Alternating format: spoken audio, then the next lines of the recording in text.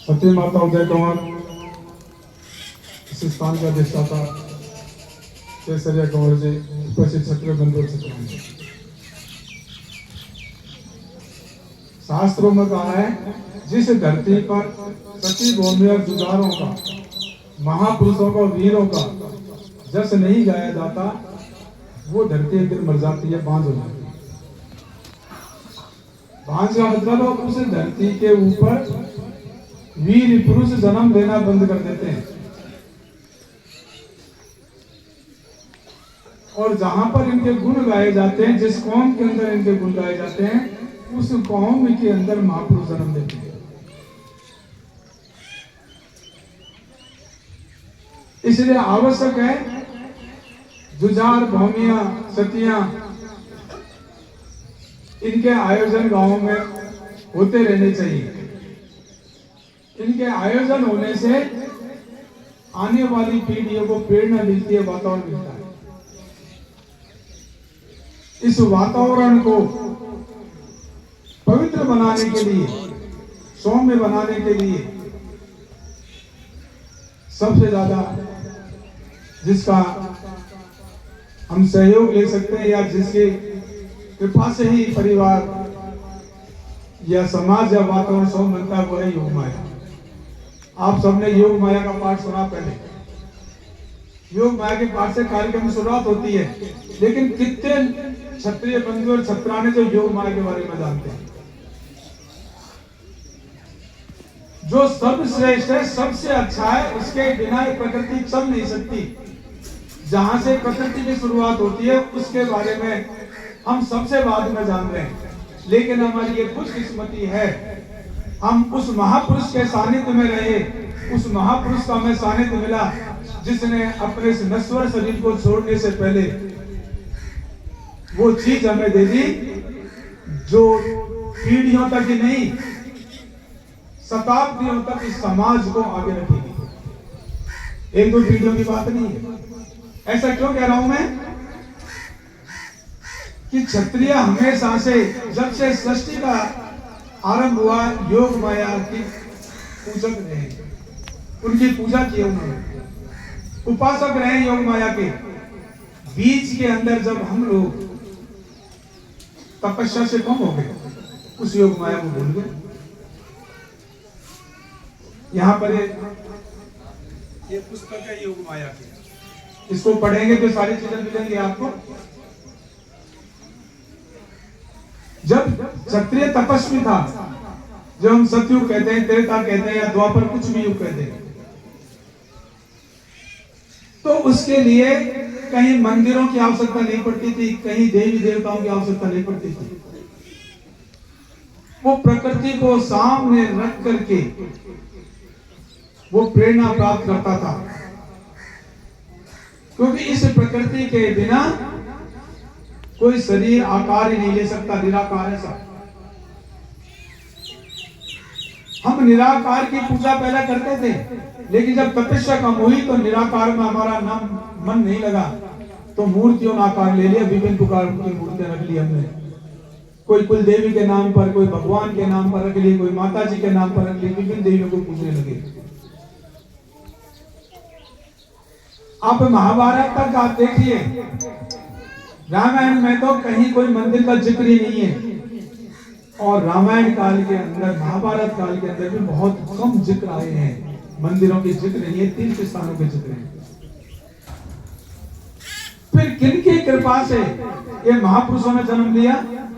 राम जी ने किसकी कृपा से जन्म लिया? कृष्ण ने किसकी कृपा से जन्म लिया? अभी तो सैकड़ों कुल देवियों को पूज रहे हैं, हजारों भगवानों को पूज रहे हैं, लाखों देवताओं को पूज रहे हैं, फिर भी ये धरती महापुरुषों से सुन्न हो रही है। क्या मतलब है इन पूजाओं से? फिर क्यों हम इनकी पूजा करते हैं फिर? और जब एक भी मंदिर नहीं था, देवताओं की पूजा नहीं होती थी, केवल प्रकृति की पूजा होती, तब महापुरुष जन्म लेते थे। उस प्रकृति को हमें पुनः देखना पड़ेगा। उस प्रकृति के सानिध्य में रहे बिना हम कोई बड़ा कार्य नहीं कर सकते, और कोई भी चीज साकार नहीं रह सकती बिना योग माया की कृपा से। ना ये पेड़ पौधे बनते, ना धरती बनते, ना पशु पक्षी बनते, ना आग नदी बनता। कोई वस्तु साकार है नहीं, सब निराकार है, उसको हम देख ही नहीं सकते। जो भी हमें देखती है वो योग माया की बिना कृपा के नहीं देख सकती। जब वे महापुरुष जन्म लेते हैं, आप शास्त्रों में पढ़िए, साहित्य में पढ़िए, राम जी ने जन्म लिया, कृष्ण ने जन्म लिया, बुद्ध ने जन्म लिया, चारों तरफ प्रकृति शांत थी, सौम्य थी, वृक्षों के अंदर सुगंधित फूल खिल रहे थे, शीतल मंद सुगंध बयार बह रही थी, नदियां कल कल नाद करती हुई बह रही थी, कोयल की मीठी गान सुनने को मिल रही थी, और प्रत्येक प्राणी के मन हृदय पवित्र थे, प्रसन्न थे, संतुष्ट थे। ऐसा लगता था जैसे पूरा वातावरण प्रसन्न है। ये क्यों, किसने किया? ये योग माया ने किया था। जब योग माया को यह आदेश मिला, अब मुझे साकार रूप के अंदर आना है और मुझे इस मानव कल्याण के लिए, इस जगत के कल्याण के लिए, सृष्टि कल्याण कोई कार्य करना है, तो योग माया ने कहा तैयार है आपके लिए पृष्ठभूमि। तो राम जी के, कृष्ण जी के जन्म लेने से पहले वो पृष्ठभूमि तैयार कर दी, वातावरण को कैसा कर दिया? पवित्र कर दिया। और उस वातावरण को पवित्र करने के बाद जो जन्म लिया महापुरुषों ने, उसके बाद वो महान कार्य कर सके।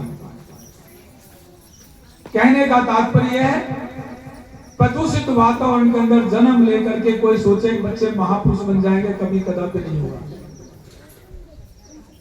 हमारे घरों के वातावरण पवित्र नहीं है, हम असंतुष्ट हैं, अपवित्र हैं, कलुषित भावना से भरे हुए हैं, कुटिलता में लगे रहते हैं पूरे दिन भर, और फिर सोचे हमारे बच्चे महापुरुष बनेंगे। आपसे निकली हुई वातावरण से जैसा आदमी सोचता है उसके आसपास वैसा वातावरण बन जाता है। आप देखिए क्यों कहते हैं संगत का असर, ये भी योग माया की कृपा से होता है। जो आदमी हमेशा तोड़ फोड़ में लगा रहता है, उसके पास बैठ जाइए, वो व्यक्ति भी तोड़ फोड़ वाला हो जाएगा। जो व्यक्ति हमेशा पीने के बारे में सोचता है, उसके पास बैठ जाएगा, वो पीने के बनवाने लग जाएगी।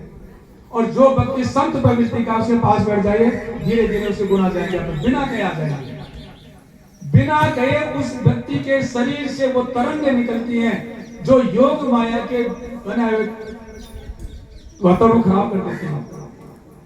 शास्त्रों में लिखा हुआ है, शास्त्रों में लिखा है, मांस बेचने वाला, दारू बेचने वाला ज्यादा पापी है खाने वाले से। क्यों लिखा है? खाने वाला कम है, ज्यादा दोष किसको लगता है? जो उसको परोसता है। कारण उसने आसपास के सारा वातावरण को गंदा कर दिया, इसलिए उसको ज्यादा पापी बताया गया। गलत काम की सीख देने वाला व्यक्ति, वो इस योग माया के बनाए हुए चक्र को तोड़ना चाहता है, लेकिन योग माया का चक्र टूटता नहीं है। इसलिए योग माया का जब उसके ऊपर प्रहार होता है, उसको सहन नहीं कर पाता। इसलिए हम इस योग माया को जाने, इस बिना योग माया को जाने हमें किसी प्रकार की पूजा फलीभूत नहीं हो सकती। आप सती माता की पूजा करते हैं, लेकिन वहां योग माया का पाठ सुनाएंगे, तभी सती मां के पास जाना आपका सार्थक होगा।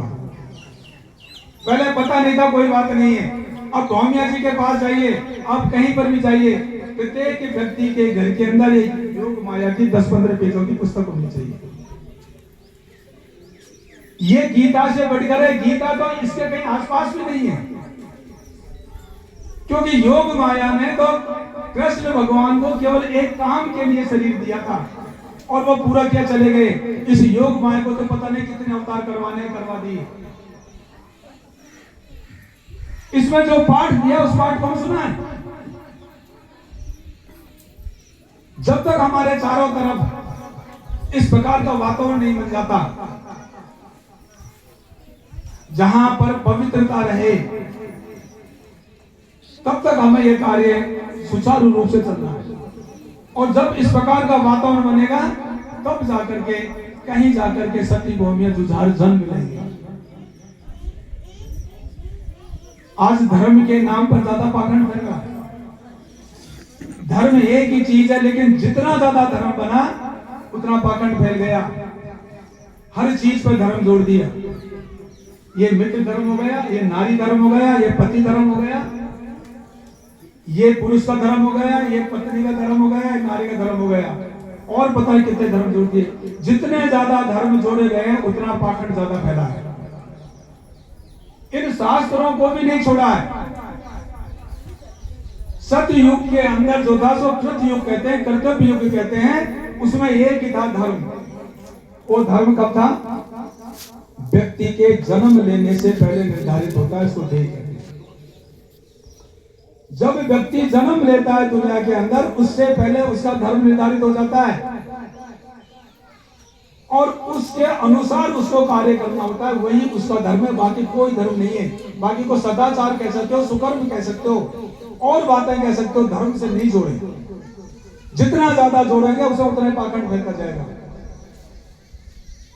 जो हमने जन्म लिया, जिस वक्त जन्म लिया है, वही हमारा धर्म है। बाकी उस धर्म को पालन करने के लिए उसके पाए हैं, उसके गुण हैं। क्षत्रिय के गुण गीता में बताइए, शौर्य तेजो दति दाक्षण युद्ध चा पलायनम, दान में ईश्वर भाव से छात्र कर्म स्वभाव से। ये क्या है? ये स्वधर्म को पालन करने के लिए उसके अंग नहीं है, ये उसके लिए आवश्यक शर्तें हैं। और जब ये गुण होंगे तब धर्म हमको धारण करेगा। और बिना धर्म हमको धारण किए हम ठूंठ की तरह इस दुनिया के अंदर कोई बड़ा कार्य नहीं कर सकते। तो धर्म तो हमारा जन्म के साथ बंधा हुआ है, और जो जन्म के साथ बंधा है वही हमारा धर्म है। बाकी सारा पाखंड है। सदाचार कहिए, सुकर्म कीजिए, कुछ ही कीजिए, नारी धर्म, पति धर्म, ये सारी परिभाषाएं गलत है। जितनी परिभाषा करी वो सब गड़बड़ होता चला गया। एक ही परिभाषा है, स्वधर्म, जो मेरे जन्म से पहले भगवान ने मुझे दे दिया और कहा तुझे क्षत्रिय घर में मैंने जन्म दे दिया, अब तू ये 7 गुणों का उपार्जन कर और स्वधर्म करके पालन के लायक हो जाएगा। उस धर्म को हम भूल बैठे, इसलिए हम योग माया को भी भूल बैठे। योग माया की कृपा से ही हम स्वधर्म को जान पाएंगे, वरना कितने हम शिविर लगा लें, कितने ही मीटिंग कर लें, बिना योग माया से कृपा से स्वधर्म को नहीं जानेंगे। इसलिए आवश्यक हम योग माया के उसकी हम स्तुति बोले, उनको पूछे। एक साधु भी हुई है, सांडिल देवी, बहुत तपस्या की उन्होंने जंगल के अंदर, और वो स्वर्ग में पहुंच गई। वहां पर केकई राज की बेटी सुमना, वो भी स्वर्ग में पहुंची। उसने कहा, सांडिल देवी ने उससे कहा, सुमना, मैंने तो इतने वर्ष तपस्या किए जंगल में, घोर तप किया, शरीर को जला दिया, गेरुआ धारण कर लिया, मुझे खाने पीने का पता नहीं था, भूखे तब जाकर मैं स्वर्ग में आई हूं। और तैने ऐसा कौन सा किया? राजा के धर्म के अंदर जन्म लेकर के, राज परिवार में पल करके भी तू स्वर्ग आ गई, वो मुझे रहस्य बता। वो सुमना कहती है, देखो साध्वी जी, न मैं भूखी रही, न मैंने गेरुआ धारण किया, न मैं जंगल में गई, न मैंने व्रत किए, न मैंने उपवास किए, तो फिर वो कौन सा धर्म है जिसका तू पालन करके आ गई? उसने कहा, मैं एक क्षत्रिय के घर में मेरा जन्म हुआ है, और जो वहां पर मुझे जिस धर्म की शिक्षा दी है वो धर्म मैंने पालन किया है। मैंने वहां पर जो परंपराएं, जो मर्यादाएं मुझे सिखाई गई, उन मर्यादाओं को मैंने किया। मुझे पता नहीं था स्वर्ग मिले नरक मिले, मुझे तो मेरे परिवार ने जिन मर्यादाओं में बांधा वो मर्यादाओं के अंदर रही, उन परंपराओं का पालन किया श्रेष्ठ। तो उनकी परंपरा मुझे भी कुछ बता। उन कुछ परंपराओं का वर्णन उसने किया है, ज्यादा तो नहीं बता सकता, लेकिन कुछ चीजें बताऊंगा। उसने कहा, जब मेरा जन्म हुआ, जन्मते ही मैंने अपने माँ से सुना, सूर्य उदय होने से पहले जगो, और मैं तो तब से सूर्य उदय होने से पहले जगती हूँ। मुझे शादी हो गई और मैं आपके पास और मैं पहुंची, मैं तो सूर्य उदय होने से पहले जगती थी।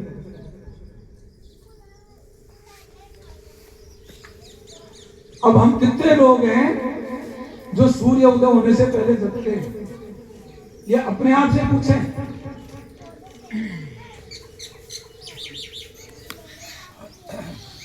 और क्या करती थी तुम?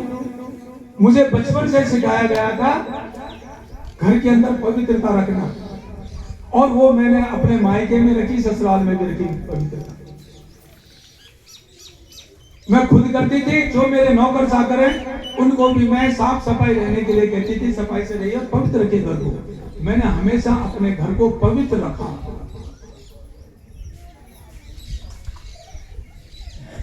मेरे घरों के अंदर झूठे बर्तन इधर से उधर नहीं पड़े रहते थे। मेरे घर के अंदर अनाज बिखरा हुआ नहीं पड़ा रहता था। अगर अनाज बिखरा पड़ा रहता था तो मैं खुद चुनती, और अगर किसी नौकर ने ऐसा किया तो मैं उसको डांट बुला के कहती आइंदा ऐसी गलती नहीं होगी। क्योंकि जिस घर के अंदर अनाज के दाने बिखरे हैं उस घर के अंदर कभी संपत्तिवान हो ही नहीं सकता होगा, उसका धन भी बिखर जाता है। जिस घर के अंदर झूठे बर्तन पड़े हुए हैं उस दिन के अंदर महापुरुष जन्म ले नहीं सकते, उसके अंदर तो भूत ही जन्मेंगे। ऐसे लोग जन्मेंगे जो समाज को तोड़ने का काम करेंगे, जोड़ने का काम नहीं करेंगे, जो गलत खान पान करेंगे, जो अच्छे लोगों में नहीं बैठेंगे, जो व्यभिचारी और शराबियों में जाके बैठेंगे, अच्छे काम नहीं करेंगे, उनको खोटे काम सुनाएंगे, दारू बेचने का धंधा करेंगे, मीट बेचने का धंधा करेंगे, चोरी ठगी का धंधा करेंगे वो लोग। इसलिए घर के अंदर झूठे बर्तन नहीं होने चाहिए, अनाज बिखरा हुआ नहीं रहना चाहिए। और उसने बताया शाम होते ही मैं कभी दरवाजे पर नहीं बैठती। जिस घर की महिलाएं शाम के समय अपने दरवाजे पर बैठती हैं उस घर से लक्ष्मी उठ के चल जाती है। आप हर घर या शहर में देख लो, मैं तो जयपुर में देखता हूँ, शाम को हुई और सारी रानियां घर के दरवाजे पर बैठ जाते, वो बैठती है, वो सब बैठे देर बैठ जाती है और बातें करते रहते हैं। शाम के समय कभी भी दरवाजे पर नहीं बैठना चाहिए। और हम लोगों को थारी मारी करने के समय कब मिलता है? शाम को मिलता है, और महिला वहां बैठी रहती है। वो कहती है हम धर्म को घुसने के रास्ते बंद कर लेते हैं, हम लक्ष्मी को घुसने के रास्ते बंद कर लेते हैं, हम वो सारे रास्ते बंद कर लेते हैं जिससे संपन्नता आती है। तो मैं कभी शाम के समय दरवाजे पर बैठती नहीं थी, खड़ी नहीं रहती। उसने कहा न कभी मैं फटे कपड़े पहनती हूं, न अपने नौकरों को भी पहनने नहीं देती। मैं चाहे नौकर के कपड़ों की खुद सिलाई करनी पड़ जाए, मैं सिल देती हूं उनको। क्योंकि जिस घर के लोग फटे कपड़े पहनते हैं वो फटे हाल ही रहते हैं, अशुभ समझा जाता है इससे। और क्या काम किया तुमने? मैं अपने सास ससुर को खाना खिलाए, पति को खाना खिलाए, पहले कभी खाना नहीं खाया, मुझे याद नहीं है। पहले मैं उनको खाना खिलाती थी, सुबह खाना खिलाती थी। इन सबको करने के कारण मुझे स्वर्ग की प्राप्ति हुई है। और वो आगे बताती है महिलाओं को कभी भी मनोहारी वस्त्र धारण करके पुरुषों की सभा में नाचना नहीं चाहिए। मैं कभी नहीं नाची, और मैं अपने जो आसपास लोग रहते हैं उनको नाचने देती हूं। अगर महिलाओं को नृत्य करना है तो महिलाओं की सभा में करें, वो पुरुष नहीं होना चाहिए। ये क्षत्रिय परंपरा है। तो इस प्रकार मैंने कभी पुरुषों की सभा में मनोहारी वस्त्र धारण करके कभी नाच नहीं किया।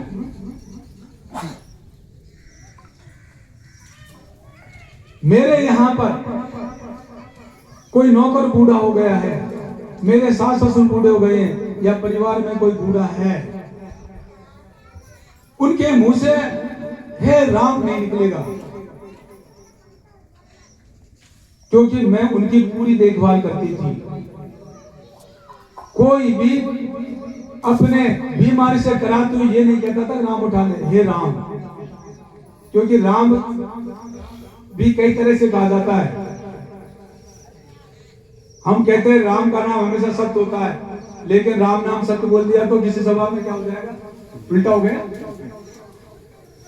तो जब किसी ने हे राम बोला है तो ऐसे कराने की आवाज सुनते मैं कभी उसको मौका नहीं देती थी कि दोबारा उसको कराना। अर्थात मेरे घर के अंदर, मेरे परिवार में कहीं पर भी कोई व्यक्ति बीमारी से तड़पता हुआ नहीं रहता।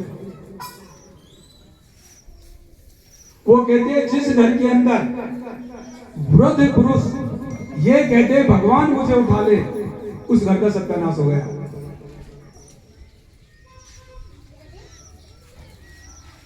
घर के अंदर बड़े बूढ़ों की इतनी सेवा करो कि उनके और जीने की ललक हो, लेकिन जब हम उनकी सेवा नहीं करते हैं और कहते हैं डोकरा मर तो नहीं जाता, फिर वो कहता है ये भगवान मुझे उठा ले। लेकिन ये नहीं, सब उससे निकले हुए शब्द आप पर कितना बुरा कर गए।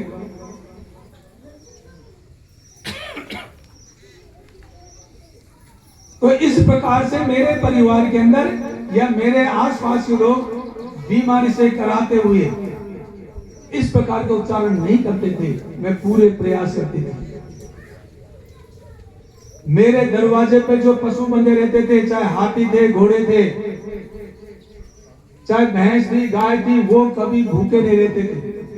पहले मैं उनको चारे का और पानी का प्रबंध करती, उसके बाद खुद भोजन ग्रहण करती थी। मेरे दरवाजे पर बैठा हुआ श्वान, वह भी कभी भूख से चिल्लाया नहीं।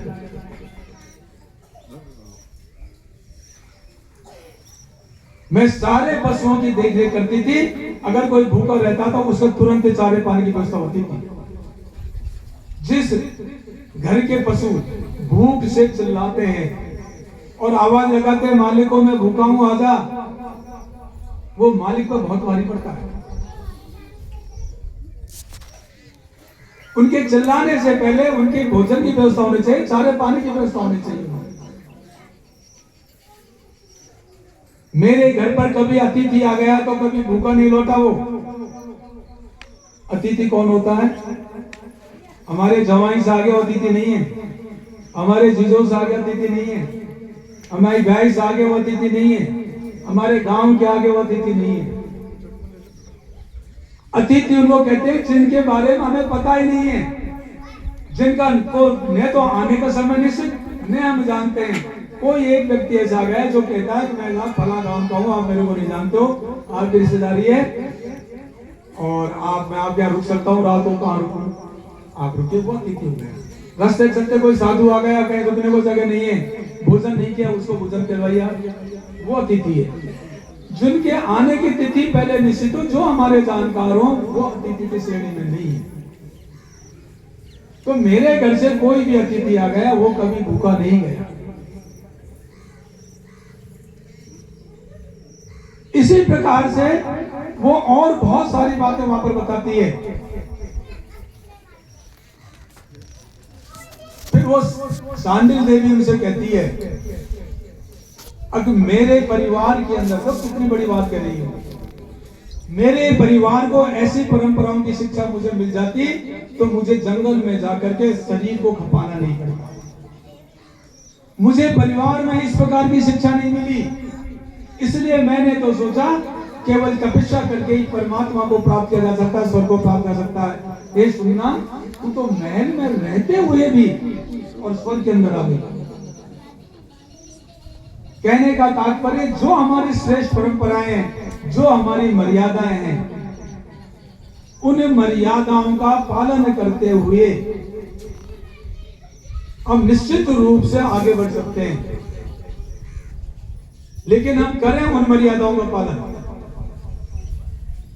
और उन मर्यादाओं में रह करके भी हमें योग माया की कृपा मिल सकती है, वरना नहीं मिल सकती।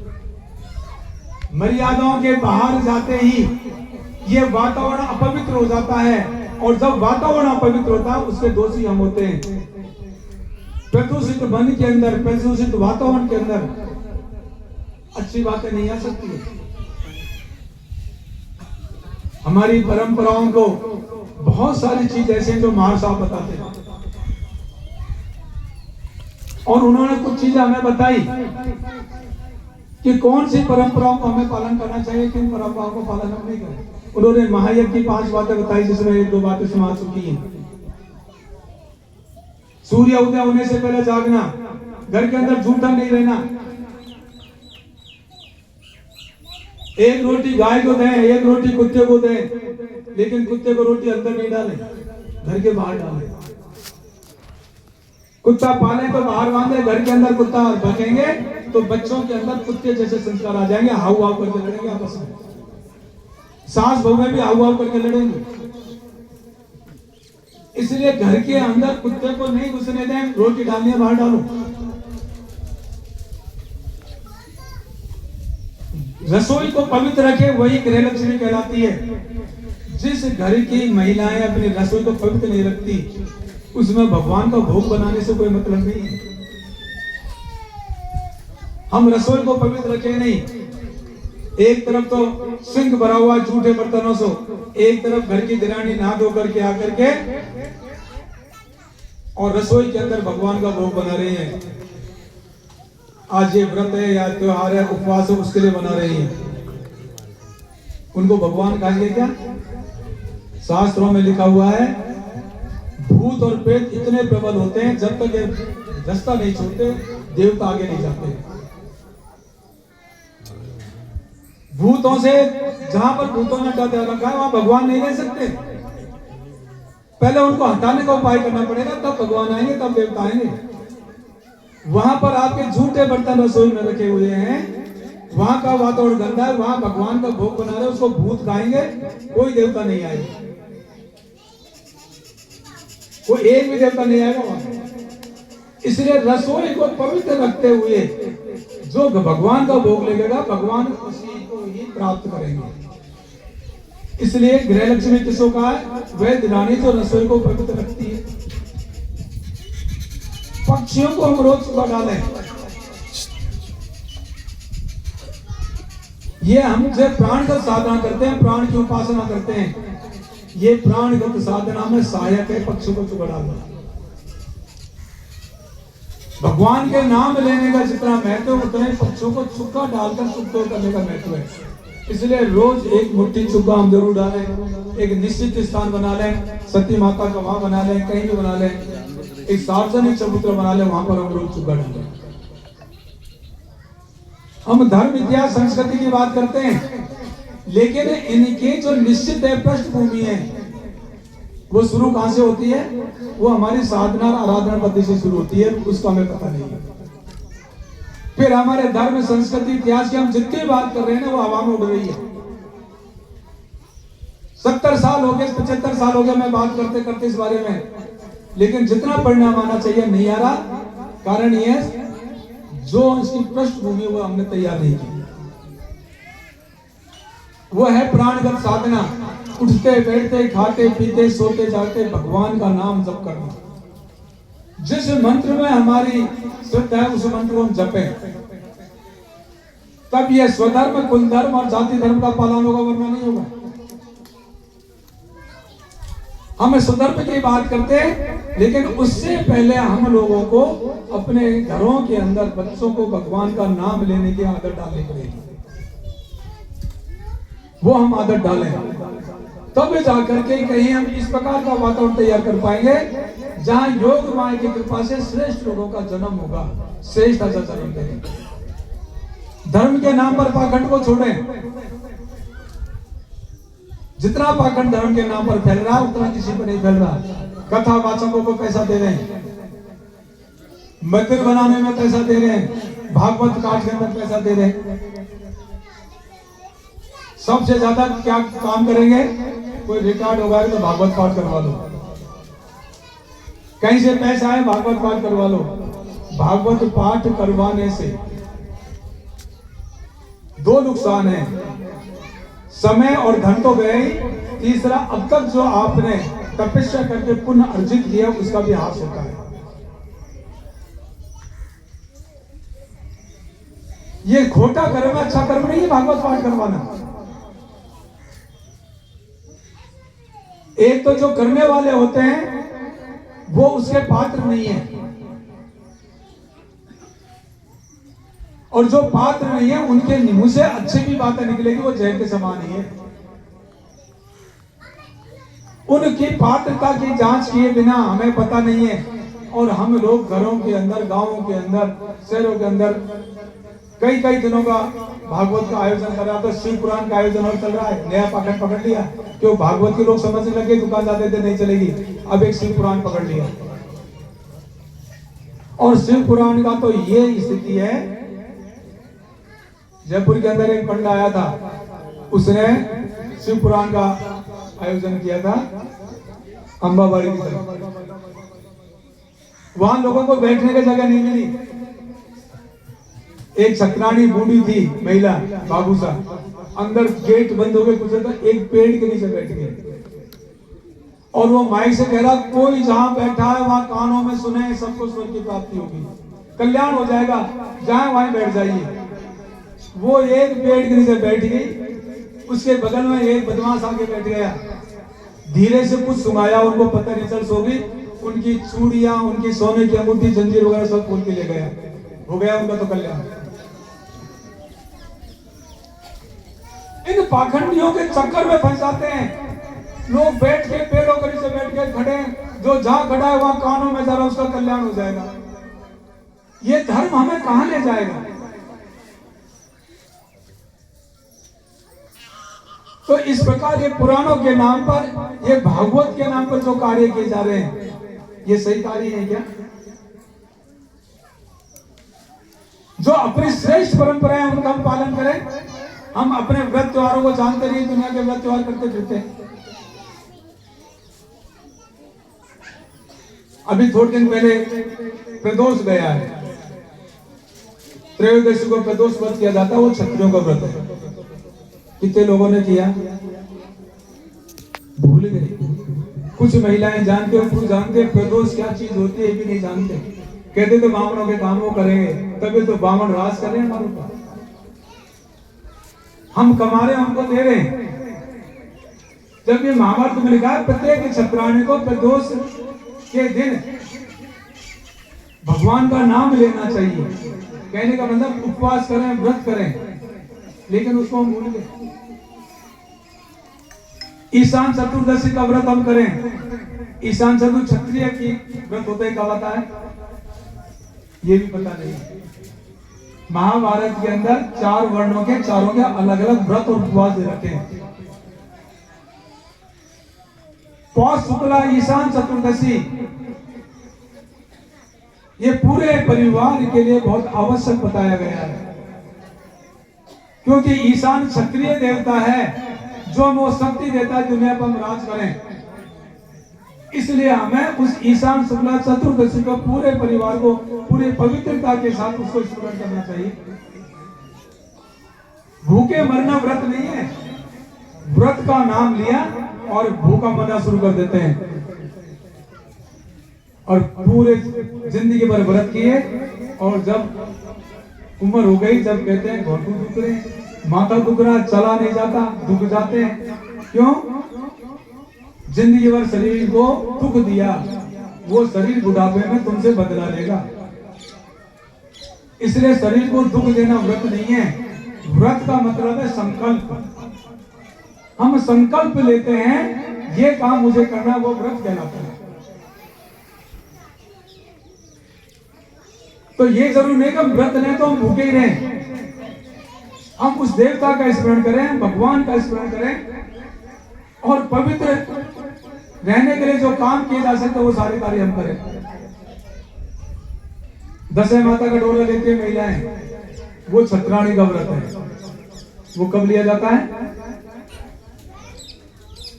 होली के बाद दसवीं को, या अनंत चतुर्दशी जो भादों के महीने में आती है, ये 2 दिन लिया जाता है। कई महिलाएं अनंत चतुर्दशी को लेती है और कई लेती है होली के बाद। ये तो सारे व्रत और उपवासों का सिरमौर बताया गया है। सबसे बड़ा इसका महत्व है, इसका ये पूरे परिवार के लिए किया जाता है, सुरक्षा के लिए, संपन्नता के लिए किया जाता है। हम लोग कितना करते हैं बच्चों को? दूसरे के साथ रह करके दूसरे की संस्कृति तो हम अपना रहे हैं, हम हमारे अपनी खुद की संस्कृति का पता ही नहीं है।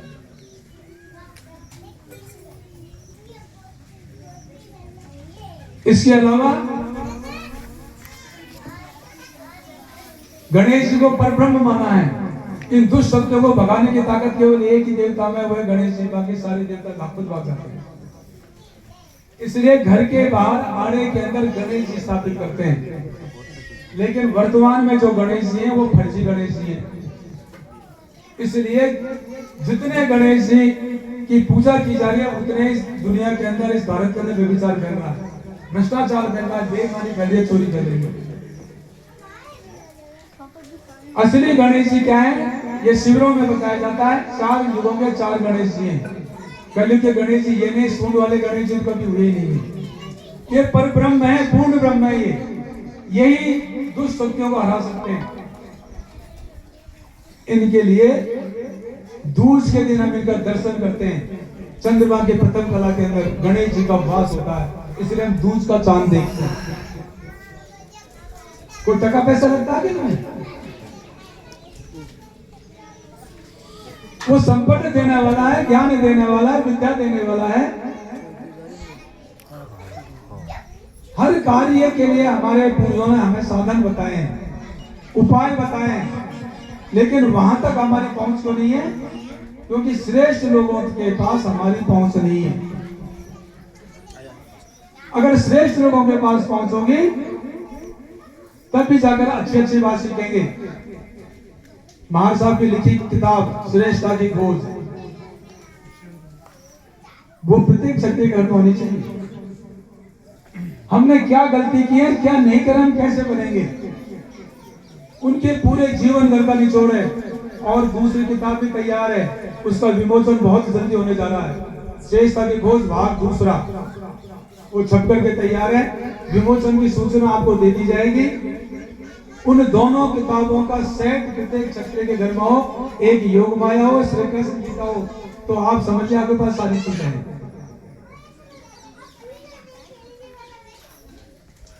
आज इस पवित्र मौके पर, जिसको हम चंदन कार्यक्रम कहते हैं, चंदन की तरह हम समाज के अंदर महकें। वो कब महकेंगे?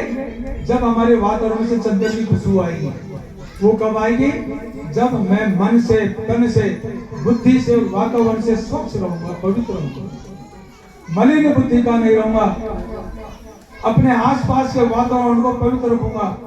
इस प्रकार का अगर संकल्प लेंगे तो इस प्रकार के कार्यक्रम हमारे सफल होंगे। आप लोगों ने मेरी बात को ध्यानपूर्वक सुना, आपको बहुत बहुत धन्यवाद।